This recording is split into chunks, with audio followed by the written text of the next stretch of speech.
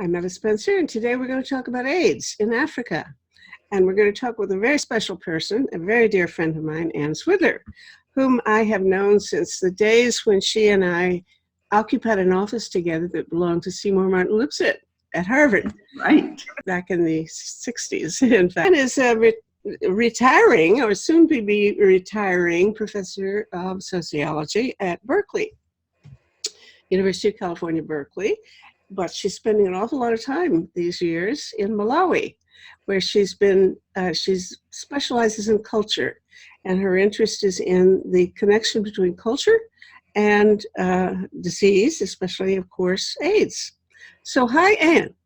Hi there. How are you, Metta? It's great. So, let's talk about AIDS. Lately, I guess you have a book. Do you want to talk a little about your book and what you think you discovered there, or do you want to launch more into talking about what we can do to facilitate the management of AIDS? Yeah. Well, I guess I can talk about both together. So the book is 2017, Princeton University Press, and it's called The Fraught Embrace, the Romance and Reality of AIDS Altruism in Africa. And I guess I would put an emphasis on the word romance, weird as that might seem, because I think one of the things we were writing about is the way in which Western publics, from just ordinary voters to the kinds of people who feel impelled to get on a plane and go start an NGO somewhere in Africa or Latin America, to the big international organizations that work on HIV, are often motivated by a kind of romantic desire to transform the lives of others and to create gender equal, participatory, democratic, grassroots organizations all over the world. And they have a kind of view that the Western image of what an ideal society is like, which of course we ourselves don't practice at all, right? We are not gender equal, egalitarian, grassroots, democratic, and so forth. But we have the idea that if we just bring this wisdom about the ideal society to the poor, benighted people of Africa and Asia and Latin America and so forth, they will embrace this and they will see the wonders of living the spectacularly successful way that we live. And so, well, wait a minute. You know what that sounds like? It sounds like you're taking a very anthropological view of the world. I think of anthropologists as especially keen on showing that the Westernization is not all it should that we think it is. Well, I think I guess I would say it's more that I do think you need an anthropological view in the sense that trying to transform societies you know nothing about and that you haven't bothered to learn anything about is a huge mistake, and that you're much more likely to make big mistakes, to get disillusioned and disappointed and run away, which is the very frequent outcome of these very well-meaning efforts that people find that someone has stolen the money from their organization, or people are not behaving the way they imagined. And then after a couple of weeks or months or years, they up and flee. And so I think that it's anthropological in the sense that if you want to help people and try to change things for the better, it really is important to understand not your fantasy about a place, but what the place is actually like. Mm-hmm. I don't think it's anthropological in the sense that we think everything is better there than here.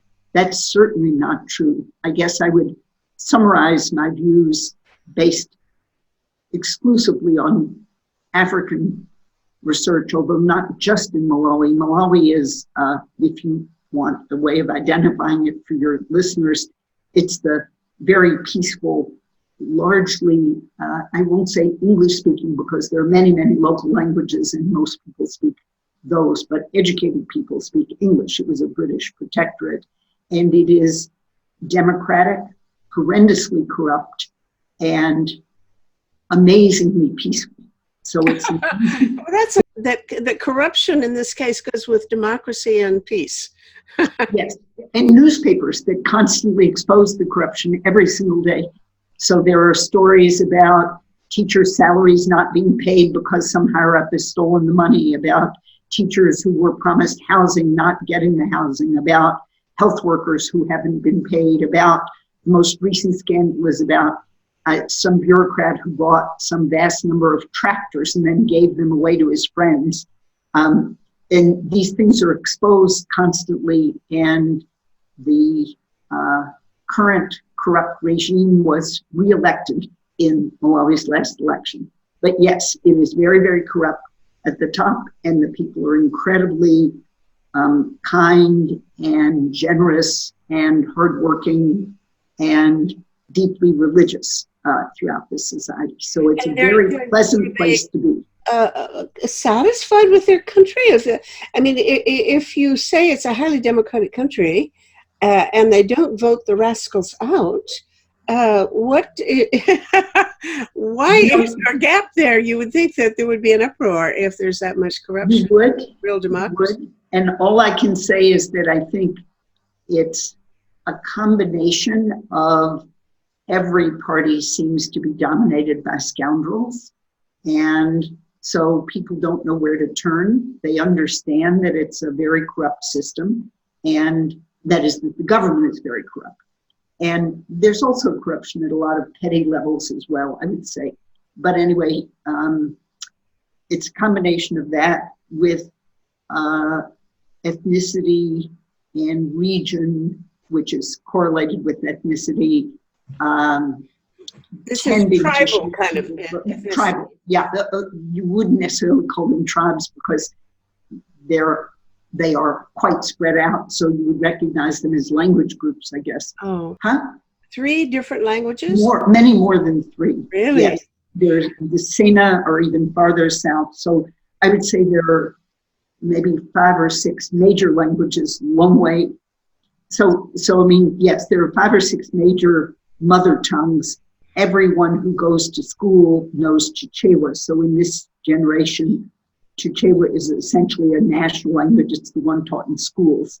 But what about English? Would that be the integrated? And then English is taught in the higher grades. So anyone who has a high school diploma, that would be, they have a British system, so it's a Form 4 diploma, would speak tolerably good English and maybe very, very good English, but only about 5% of the population gets that Form 4 degree. Oh. So many, many people have only a rudimentary education, and there's very high illiteracy.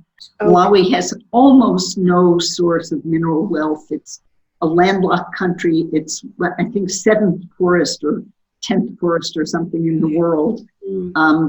And about 80% of the population are farmers who mostly do subsistence agriculture. We've been doing village interviews, and you ask people, what do you grow? And people grow maize, or they grow cassava, or they grow sometimes rice or millet.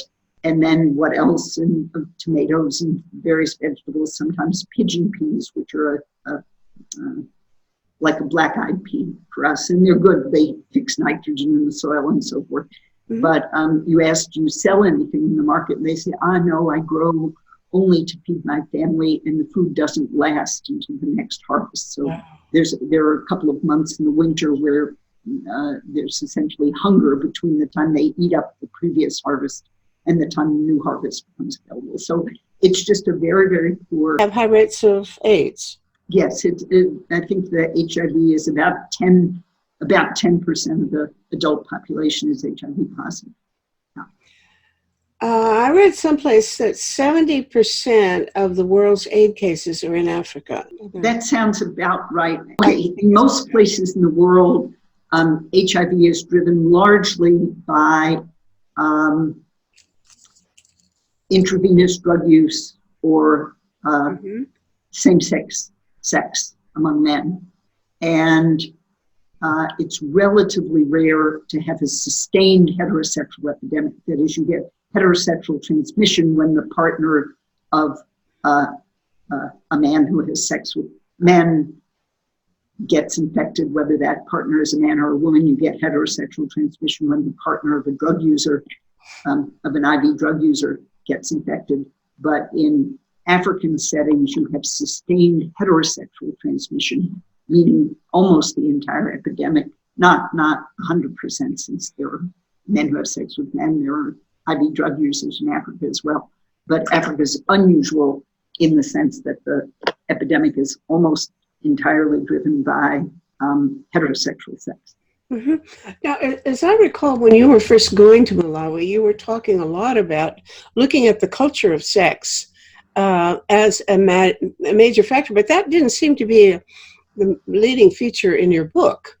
Yes, the book focuses on Western efforts to prevent HIV, and I want to make two really important points. One is that the AIDS epidemic is fascinating, and we deal with this to some degree in our book, because the fact that it had become a highly publicized, sort of politically visible illness in the West, everything from the actress Elizabeth Taylor making AIDS a cause célèbre because some of her Hollywood friends were HIV positive, to the fact that the gay rights movement was being devastated by the disease, and they took a very politically active, energetic stance toward the disease and made it much more visible. They made it, well, they fought to get HIV treatment, HIV prevention, to reshape the way public health dealt with the disease. So it was already a kind of marquee illness in the West. And so when HIV globally, and especially in Africa, became a major, visible in the West, let's say, became a major issue, it launched one of the great, I'd say, experiments, if you want to think of it as an experiment, or the great expansion of global governance. So you had a kind of unprecedented global effort to mobilize resources and to create an entire institutional infrastructure which still exists. UNAIDS as the UN agency that deals with HIV, enormous foundations like Gates and so forth, mobilizing all their resources, a huge array of massive NGOs, organizations like USAID, and especially PEPFAR, which George W. Bush deserves credit for. This is the President's Emergency Plan for AIDS Relief, and it is a fantastic effort that really, in a completely unprecedented way, integrated a kind of this set of global actors to fight a single disease. And that fight has been hugely successful in a couple of respects. The most important is the proportion of people who are on treatment for HIV. So anti-retroviral drug combination drugs are really effective, and a huge proportion, I think something like, I'm not sure the exact percentage, but maybe something close to 70% of people who are HIV positive are on the drugs, or at least, maybe it's a little lower figure than that, but treatment has become widely available, and so deaths from AIDS have fallen dramatically since the early 2000s. So in Malawi, the drugs really became widely available. They were available in the West much earlier, but in Malawi, they became really widely available in about 2006. And since then, deaths from AIDS have plummeted, and a huge, not everyone, we still hear friends of friends who recently died of HIV and so forth, but a high proportion of people who are HIV positive get on the drugs, perhaps not as soon as they get infected, but as they start to get sick, at least. And so among our friends, or the people who've worked with me and so forth, I know many people who are HIV positive, but at least in that circle, all of them are on medication, and the medication has kept people alive. So they've lived long enough to see their children grow up. So globally, the AIDS epidemic is by no means over. I just looked at the figures, and currently about 38 million people are HIV positive. So that's a heck of a lot of people. And you're right that a very high proportion of those are in Africa. And then something like almost 2 million people a year become newly infected with HIV. So it is not... These anti-retroviral drugs, do they reduce the transmission rate? They reduce it to 0 if they are working 100% effectively. Yes. If you are on anti-retroviral drugs and you are effectively virally suppressed, which has typically been the situation of people who take their drugs consistently, you will not transmit. You can have all the unprotected sex you want. You will not transmit, and you cannot get HIV. So that's the other, this pre-exposure prophylaxis. Some people take it even if they don't have HIV. Yes. One drug, Truvada, is used very widely as a prophylactic drug, and they've shown that if people are taking it conscientiously, they will not become infected with HIV. These are largely studies of gay men in the West. But, yes, I think I know a young man who was talking about taking something called PrEP. Yes. Is that what that is? It's pre-exposure prophylaxis. That's the broad term. PrEP isn't the drug. PrEP is the broad term for pre-exposure prophylaxis. That's what PrEP stands for. And the drug usually used is called Truvada. And if people take that, they will not become infected. Now, they've had trouble in African settings getting people to use either that drug, or they created a microbicide gel for women that has Truvada in it. It is not 100% effective, but moderately effective if people use it consistently, but people don't tend to use it consistently. So I'll just say there are a lot of new infections, and the scary thing on the horizon, which is what I was working on this past year, is growing drug resistance. So if you, particularly with the earlier combination drugs, even if you took them conscientiously for many years, eventually the virus would, even at the low levels that were still present in the body, it would start to evolve resistance to whatever drug combination you were on. And so more and more people who become newly infected are infected with a strain of the virus that is already resistant to some of the combination drugs that are typically used. So the global public health community is trying to get ahead of this problem. They've instituted, and it depends on how poor or wealthy the country is, but regular viral load testing to see whether the drugs are working. They're not terribly effective, however, in switching people once they discover that somebody who's on antiretroviral drugs already has a high viral load. They're not very effective in figuring out whether it's the person's fault for not taking the drugs regularly, and they need some kind of adherence counseling to encourage them to take the drugs consistently,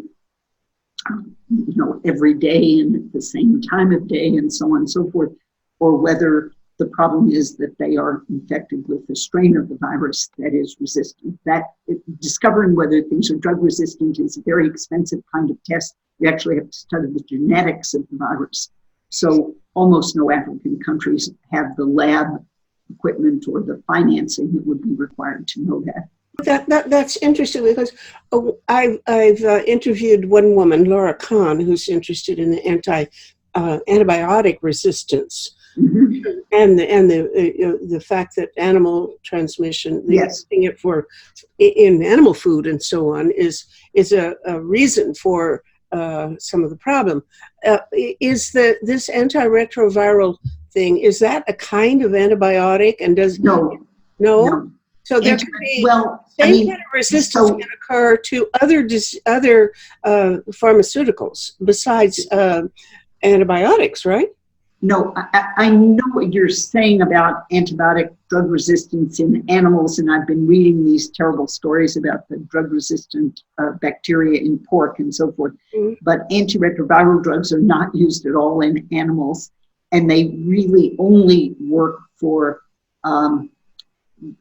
the AIDS virus. These antiretroviral drugs are developed specifically. There are now a whole panoply of them, and they work through different mechanisms that attack the HIV virus through different pathways, but the drug resistance is due to the specific properties of the AIDS virus, which HIV is an enormously dynamic virus. It replicates at something like 10 billion copies an hour within the body, and so it evolves incredibly rapidly. So that it evolves so rapidly, in fact, that if you have the ability to do genetic analysis of the virus, you can tell in a population which person infected which other person, because each person's virus has become distinct by the time they have it. So there are a few studies that look at whether someone who became infected during a clinical trial of some protective treatment became infected by their regular sexual partner or by someone else. And you can tell by studying the genetics of the virus that infected them and comparing it to the genetics of the virus of their regular partner. And if they're the same virus, you can tell, and if it's different, it will have evolved enough that if they got it from a different person, you can tell that. So it's a property of the HIV virus itself that it evolves at a tremendously rapid rate. And so there are many strains of the virus and subtypes and subtypes. And then even in one subtype, the virus is constantly evolving.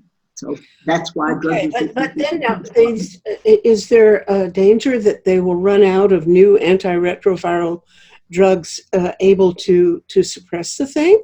Or are they staying ahead of the evolution? I think right now they are staying ahead of the evolution. There's a new drug called dolutegravir that's just been introduced in Malawi in a new combination. And it is supposed to be unusually, its mechanism of operation is supposed to make it more difficult for the virus to evolve resistance to that drug.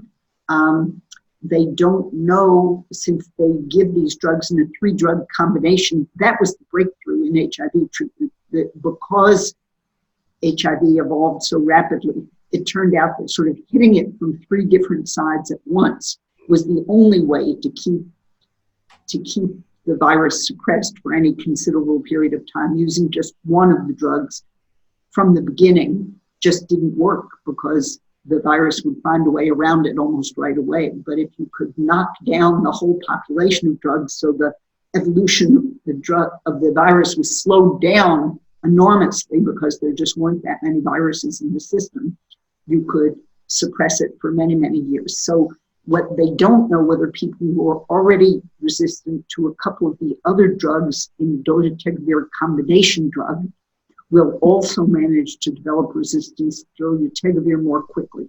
But I would say that HIV is sort of it's a prestige disease. And there has, because of this vast global mobilization, in the global public health community, it's kind of we talk about it as the drama queen of diseases. It was popularized in a way that made it seem the most exotic, the most scary, the most sexual, the most, it's sort of not glamorous in the sense that people who had it were considered glamorous, certainly not glamorous in the sense that the symptoms of AIDS were horrendous, not glamorous at all. It wasn't like the delicate cough of tuberculosis or something like that. You weren't making movies about how, delicately beautiful people dying of disease looked. I don't mean glamorous in that sense, but I mean that it was because it had to do with blood, sex, because it was a disease that appeared so frightening in its early period. People could be infected with it and could infect you even though they seemed perfectly healthy. It had many properties that made it extra dramatic. The pipeline of new drugs is moderately full. Sometimes they are very expensive, and the question of how to get them in a form that they're available to ordinary Africans is a problem. But so far, unless President Trump shows the same inhumanity that he's shown in other areas in this area and manages to cancel funding for PEPFAR, that would be a catastrophe. So the U.S. actually finances most of the HIV treatment. Really? And that will be catastrophic. Well, thank you, George W. Bush, for something. Yep. Yeah. Good. That's all new to me. This is very interesting.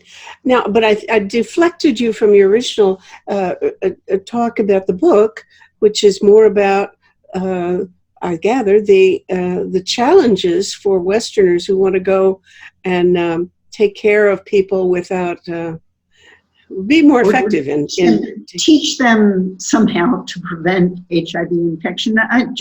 I would make this comment not just about the fight against HIV and AIDS, but about do-gooder projects of all sorts, which is that very often, and this is especially true in very poor countries, local people will tell you whatever it is you want to hear because they're so desperate for help. And so if you potentially, as a foreigner, represent simply the fact that you have resources that they regard as unimaginably great, and you may not think you have resources that are unimaginably great, but when someone's family's life can be saved for $20 because that will provide enough food to get them through the next month, then it really is true that you're unimaginably wealthy, and that you, as you sort of shed, it's sort of like as you walk through a community, you are shedding little bits of wealth here and there without even intending to do it, in maybe the tiny tip you leave for the person who cleaned your room, or the modest amount if you pay someone the equivalent of $2 for doing your laundry. That is a huge amount of money for them and their families. And so it's really true that they never know what benefits might accrue from participating in the group you've set up, or the program to create a women's cooperative or whatever. And yet the ideas you have about what they need may be completely at variance with what they actually need or want. And I think one of the places you see this most clearly is sort of the, again, what I would think of as very naive view that what people want is liberation and empowerment. So one example is that, for instance, I've heard this even from Peace Corps volunteers, where they sort of decide that the village chief, for example, many Africans live still in village situations or even in urban situations where they're dependent on a local chief for basic judicial services. That is how it is.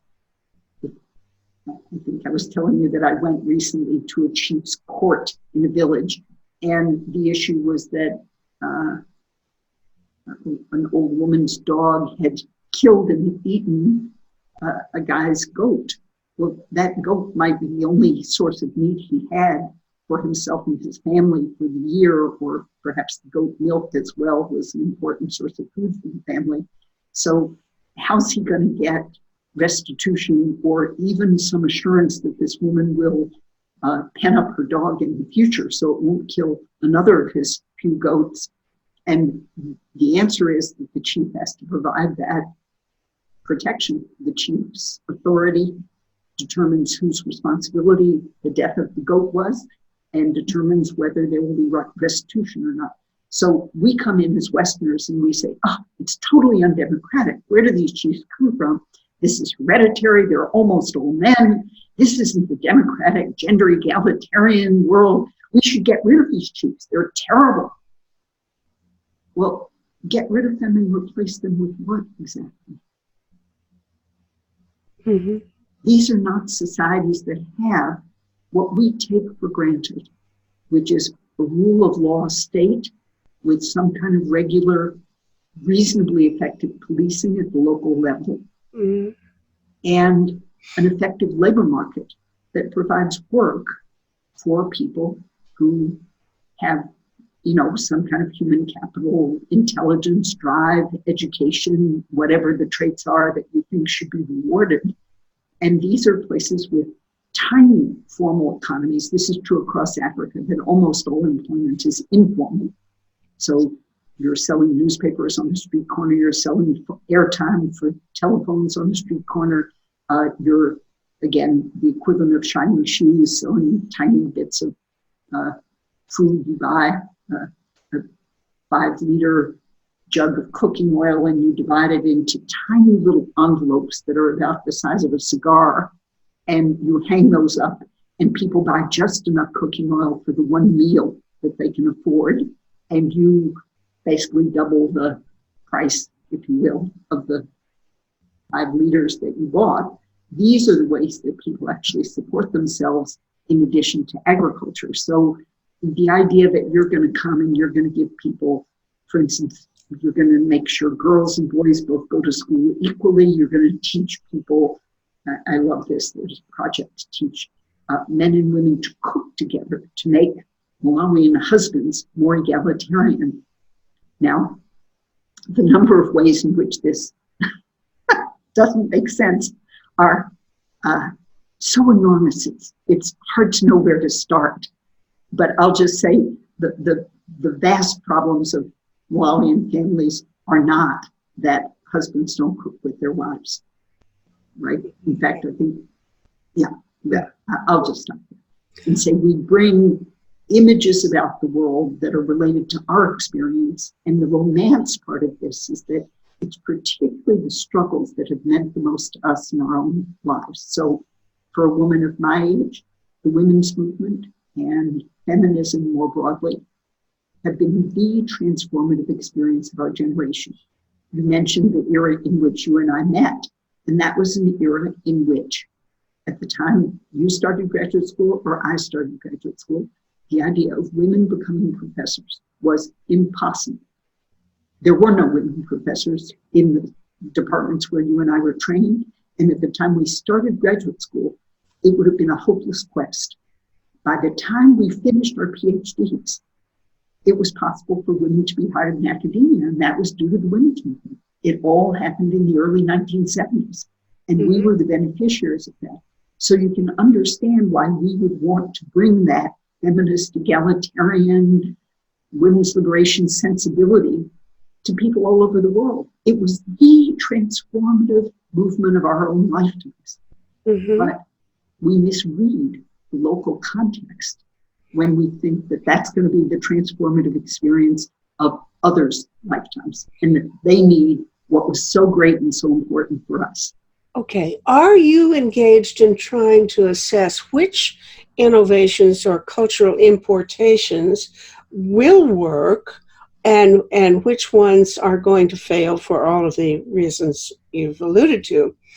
Or are you basically saying, well, we don't know what will work and what won't, but it's better not to try any of them, because let's just bring in the drugs and see what we can do. That much we can give the drugs away, and then just leave them alone and let them decide what cultural changes they want to make. Or, I mean, what's your attitude on that? I guess the position we take in the book, and I should say my co-author is Susan Cox Watkins, so the book is Swidler and Watkins.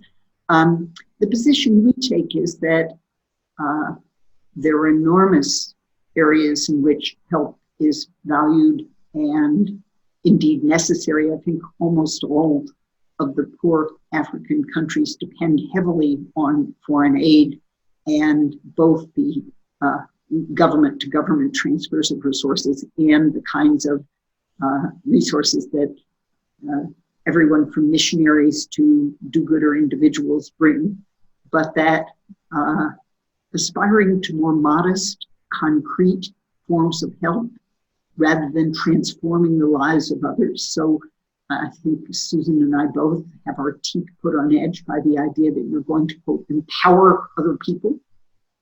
And that the idea that, say, someone with a BA from a US university imagines that she or he is going to drop into Malawi for 3 weeks and empower the local community. What does that even mean? What is the sentence as a transitive verb? I am going to empower you. Beyond egregious hubris, what could that sentence possibly mean? Well, I don't And I know. I think haven't heard people anybody think, say that. I don't know. I can't defend the concept because I haven't heard anybody um, arrogant enough to assert that they're going to empower anybody else. oh, that is the common refrain of NGOs, great and small. They're going to empower the local people. They're going to empower women. They're going to transform gender relations, blah, blah, blah, blah, blah. No, I think that is actually a dominant fantasy, maybe because we ourselves feel disempowered. But Let me take it personally. I consider myself a behind the scenes agent of social change. I don't go to Africa. I've never been to Africa or any place else where I try to have an influence. I do try to influence public opinion in certain ways about various policies, though.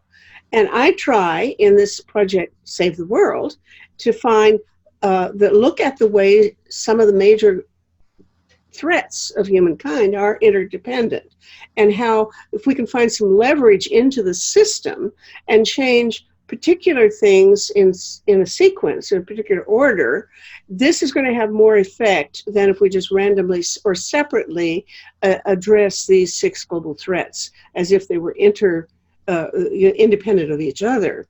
So for me, for example, I think that the most promising leverage into the system of these global threats has to do with reducing militarism. That if we could cut back on the amount of expenditure on military, we would stop emitting even as much greenhouse gas. We would prevent the famines that are now used as a weapon of war, primarily. We would prevent some of the epidemics that result in a famine situation, such as cholera, which normally occurs, influenza, which is often historically looked at as transmitted by soldiers at war, etc.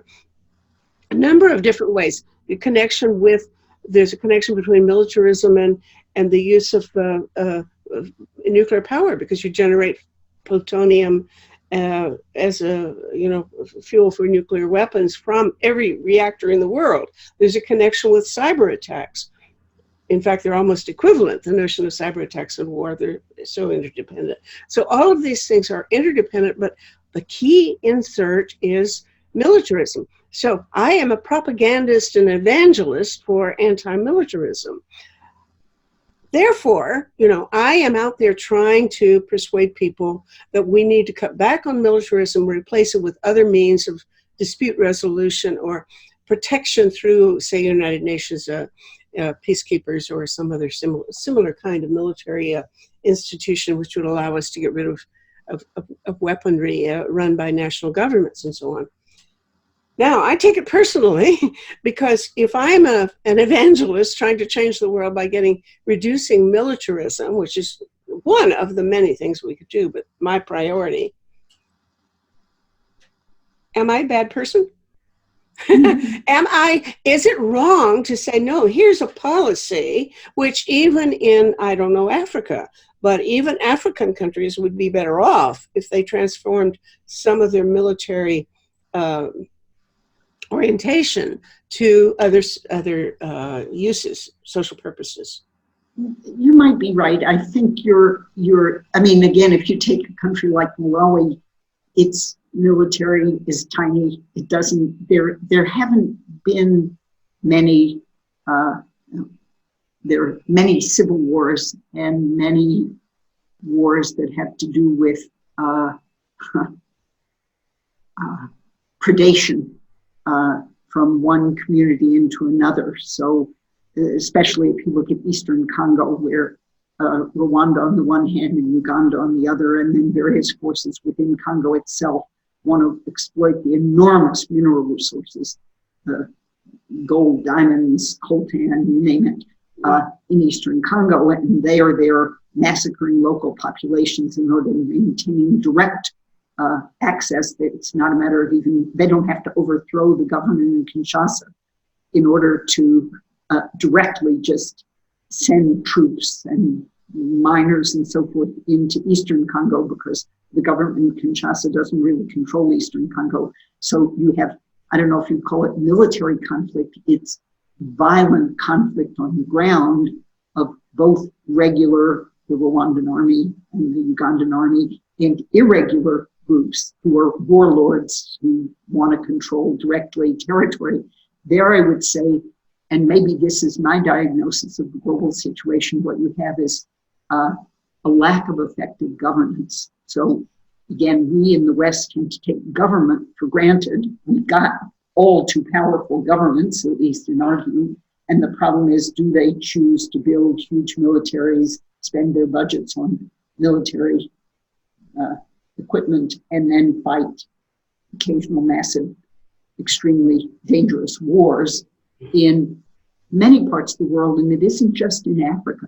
You do have state failure and state breakdown.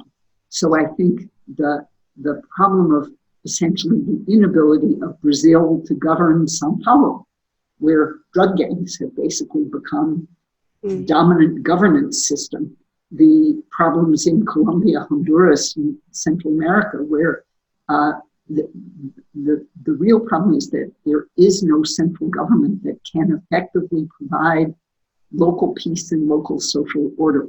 So any warlord, gang, drug gang that can govern, this is of course Afghanistan, now parts of Iraq, and for sure the militarism of the West, and especially of the US, has broken down states where there were effective, granted not very nice states, or really horrendous states, like I don't know what your view of Saddam Hussein was, but clearly that was a very repressive, brutal, horrible regime. But the effect of destroying that regime has been to create large swaths of ungovernable territory in which suicide bombers and the rise and fall of ISIS and the enormous destruction of human life and human security is a consequence. So I would say in Africa, you really never had effective states. And this is the legacy of largely of colonial incursions in Africa and the slave trade that broke down whatever local forms of governance there were and created artificial states that really have, this is not universally true. So there is effective governance in some, and so generalizing that Africa as if it were a country rather than a continent with 54 countries is, horrible from a social science point of view. But I'll say that in many, many African countries, the problem is that they're not effectively governed on the ground. So whether that has to do with militarism or not with militarism, the states that are supposedly the governments of these countries don't effectively govern them in many cases. And in Africa, unlike some other parts of the world, although again, this is a growing pattern in Central and South America and in many, many parts of, the Middle East, again, in Syria, Iraq, Libya, you have essentially vast territories that are governed largely by warlords and criminal gangs, which become the same thing. And so militarism in the sense of one nation state building up huge amounts of weaponry to attack another nation state is not nearly as critical an issue in these places as local predation. And I think that's back to why Malawians keep reelecting their corrupt, in many ways, ineffective leaders. And part of the answer is that they look around them at civil wars, in the devastating civil war in Mozambique, the civil war in Angola, what's going on in Somalia, where we have the breakdown of governance altogether. Well, in some ways, I have to say your message is very discouraging, because as somebody really looking at the urgent problems in the world, a lot of change is needed, but you're basically saying keep your hands out of other people's No, that really isn't what I said. No. That really isn't what I said. Okay. I think what I said is make some effort to really understand places in which you aspire to make changes on the ground.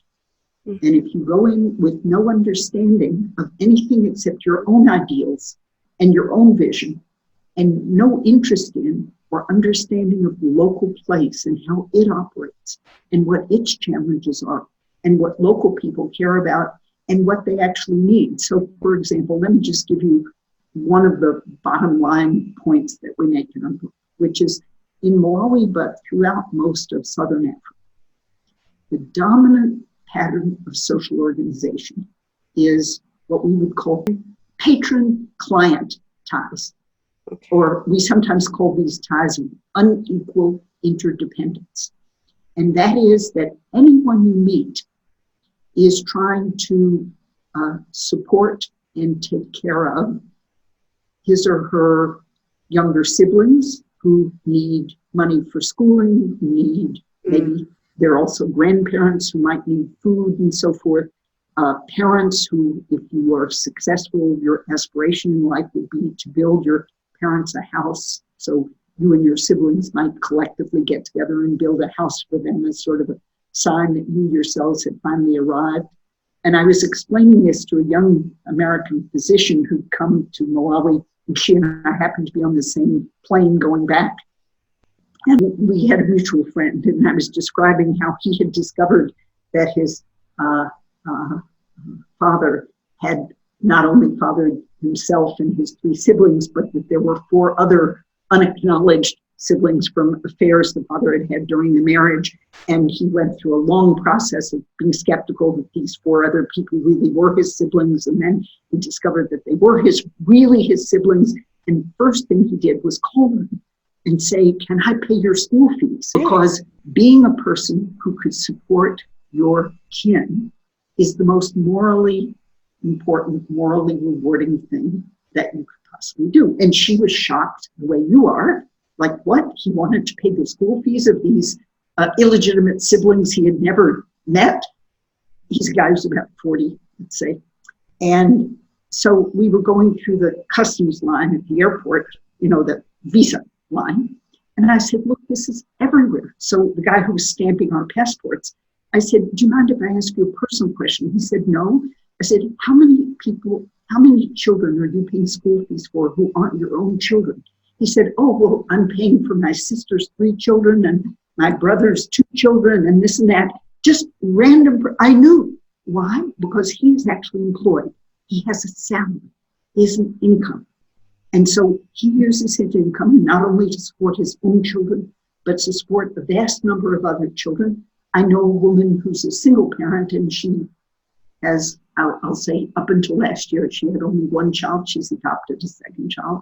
But when she began to have a little business, she runs a restaurant, and it began to make a little bit of money. The first thing she did was go to the local high school and ask whether there were any young women who needed support, who didn't have enough money to pay their school fees. And she took on the support of 2 girls in a local school whose families didn't have enough money to pay their school fees. So the way most Africans understand the world, you are a person who matters when you can support others. And if you yourself need help, you will look for patrons. And it's not considered humiliating to be dependent on the help of others. It's considered normal. So when you come in as a Westerner with a project, whatever it is, whether it's to teach farmers to add a new crop to their crop rotation that'll make their soil better, or the latest thing is dig swales, which are these sort of channels you put around your field that conserve rainwater. These are wonderful ideas. They may really help, actually. Certainly the pigeon peas have been adopted very widely as an alternative to just growing maize. Maize depletes the soil, the pigeon peas build up the soil. You can introduce innovations, but you need to understand that you yourself will be seen as a patron, and you will succeed in your project to the degree that you act like a good patron and you facilitate these patron-client ties. if you don't understand that, you will imagine that you're creating a little bureaucratic organization or a little participatory democratic organization or a little cooperative. And then you will be infuriated, disillusioned. You will run away. You will leave. Why? Because they didn't behave the way your social imagination suggested they should behave. You gave them gender egalitarianism, but you discovered that the males were making the women cook their lunch. So now you're done with them. You don't want them anymore. And I just think that it's not a matter that you can't bring progressive change. It's not a matter that certainly that Africans don't want a better way of life. They certainly do.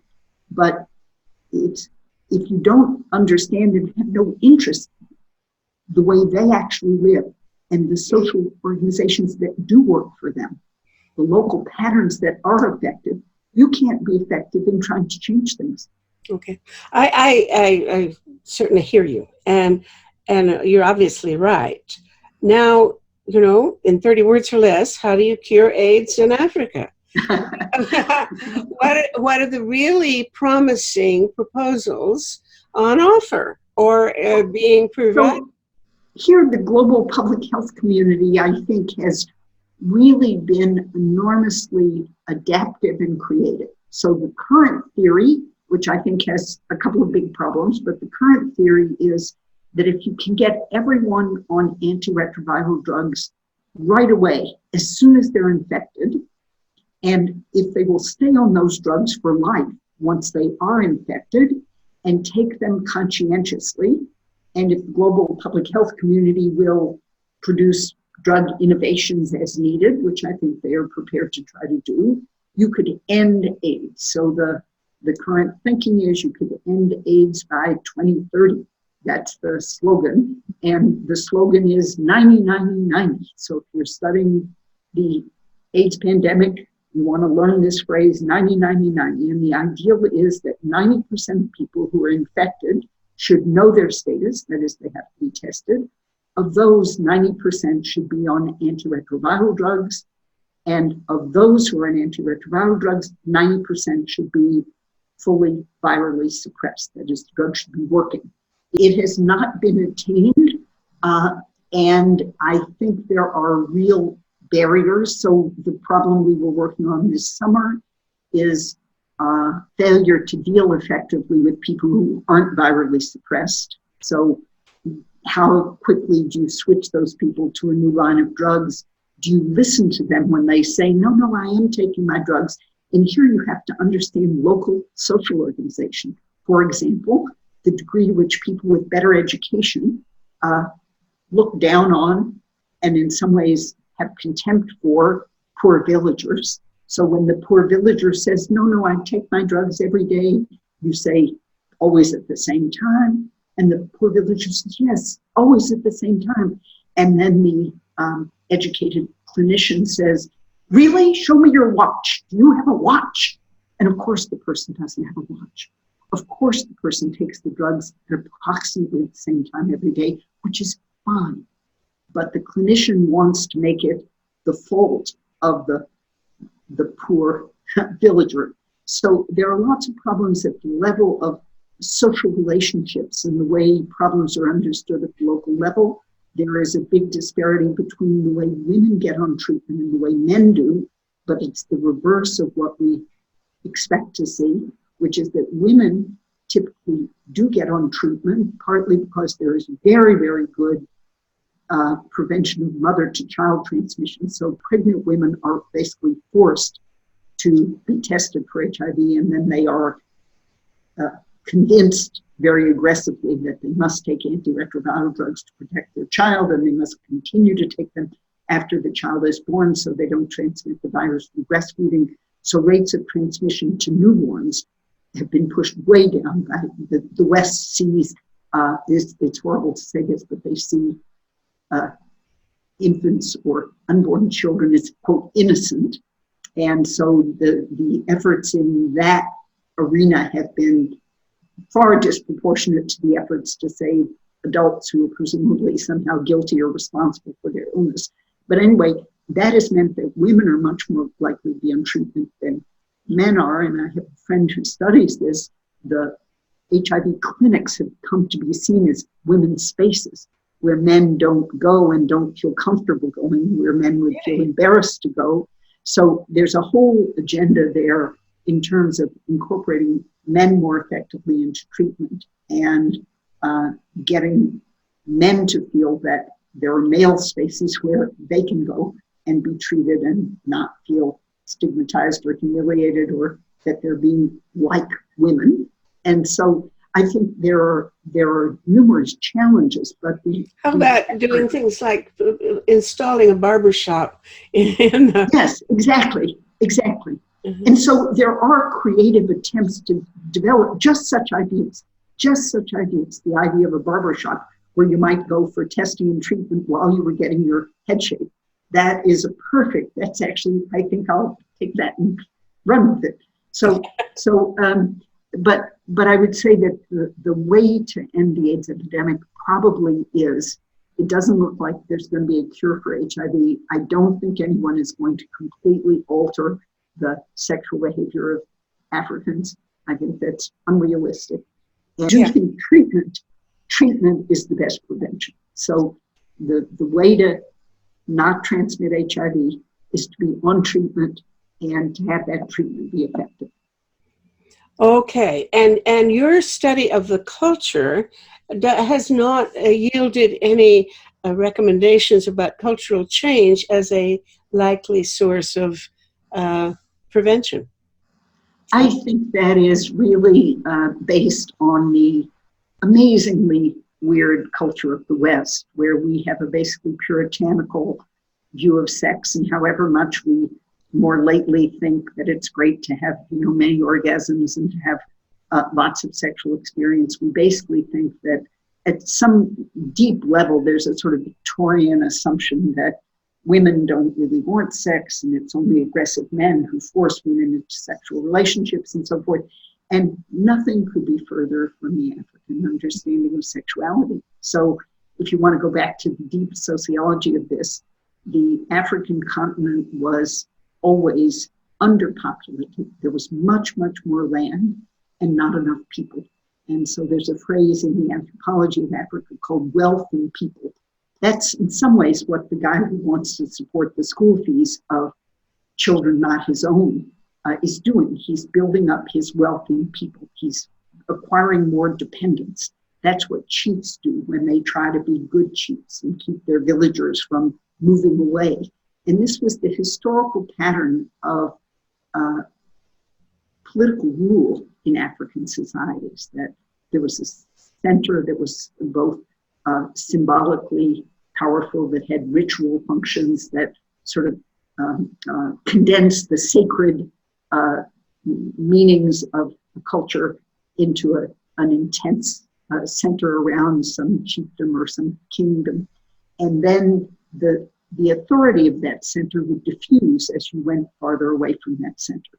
They didn't have territorial boundaries, and the inheritance of land and property was just not important. Whereas in the West and in many parts of Asia, the entire sexual culture is based around the attempt to monopolize control over land from generation to generation. So you have honor and shame cultures in which you murder young women who have sex before marriage or who have sex outside the family. You cut off the possibilities for marriage choice of women in many Asian societies historically, where women got married off as children to keep the land within the male lineage. And this just was never an important pattern in Africa. Fecundity was important.